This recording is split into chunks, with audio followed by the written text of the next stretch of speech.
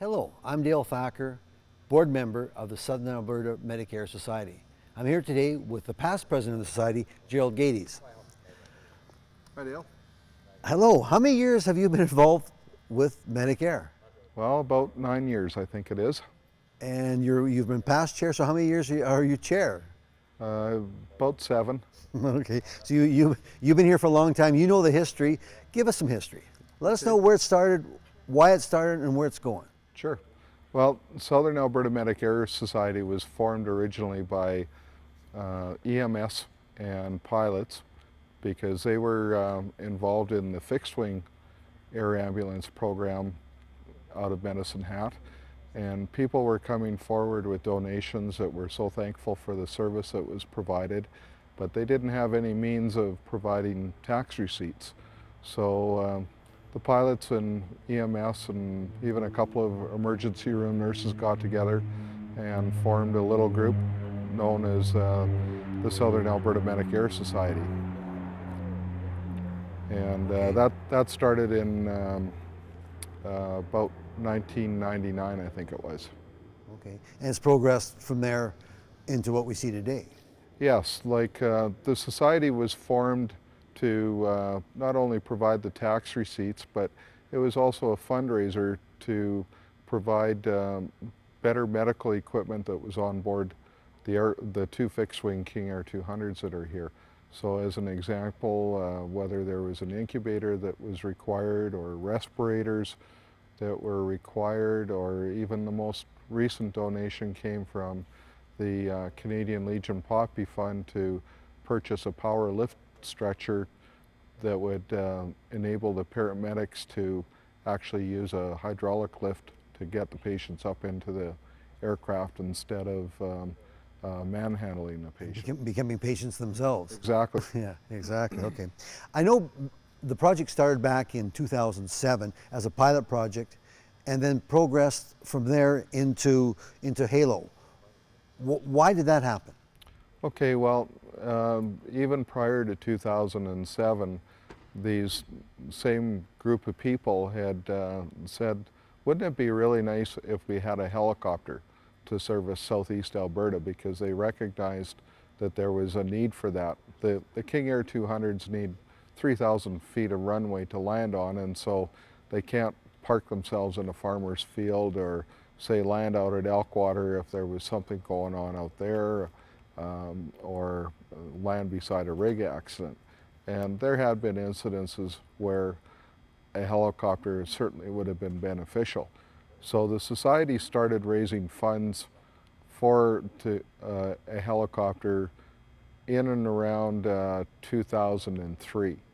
And it took about 4 years for the society to finally get enough funding together to begin the project with the assistance from Rangeline Helicopters. Okay, so it all kind of just went from there. The name Halo, again, why? Okay, well, the first year in 2007, or through the fundraising program, we were known as Rotary Rescue. And one of the local Rotary clubs, Sunshine Rotary Club or Sunrise Rotary Club, really liked that idea, and they contributed about $150,000 to the program because they liked the name Rotary.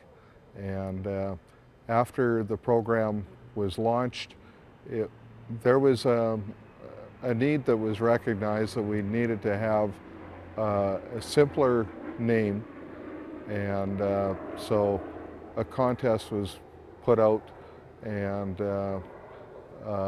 someone suggested Helicopter Airlift Operation, or HALO, and everybody really liked that name, and so HALO has become the branding of the old Rotary Rescue helicopter, and HALO remains in that name today. Yeah, Halo's a name that sticks with you, and a name you can remember. Questions come to mind about the coverage area and the time it takes to get to some of these locations. Yeah, well, good question, Dale. HALO can operate within a 100-mile radius of Medicine Hat, and the machine travels at almost 2 miles a minute. So even at 100 miles out there, it's going to take us 50 minutes to get to that, which would put us down into the Milk River country, or almost up into Hannah, going in the opposite direction, Oyen and places like that. For a typical trip down to Foremost or Many Berries, we're probably looking at more like a 25 to 30 minute flight. So not very long at all. No. Very quick, which would take what, 2-3 times as long with a ground ambulance. Exactly, because with the helicopter you have the ability to go across country and avoid any bad road conditions that might curtail, like in the wintertime, icy road conditions and so forth. Gerry, other than southeastern Alberta, is there any other areas that will benefit from HALO? Absolutely, Dale. If the paramedics are invited into Saskatchewan to assist with an incident in southwest Saskatchewan, Maple Creek, Console, up into the Leader area, the paramedics can respond into Saskatchewan, and if the situation warrants, HALO can also be dispatched. And in the time frame that, in the 5-year time frame HALO has been operational, we have flown at least 4 trips. And probably could have been more, except for the political ramifications. Yeah, because like southeastern Alberta, southwestern Saskatchewan is very remote.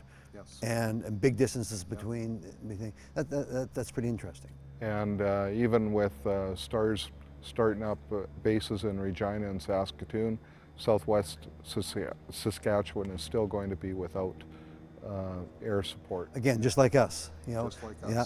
So the STARS takes care of the big, highly populated areas, and we need smaller, less expensive operations to take care of the rural regions, and then have used as a feeder almost for the Medicare aircraft.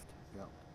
Yeah. And so, again, we have to, instill upon the general public that we're not funded by the province, and we need all the donations we can get.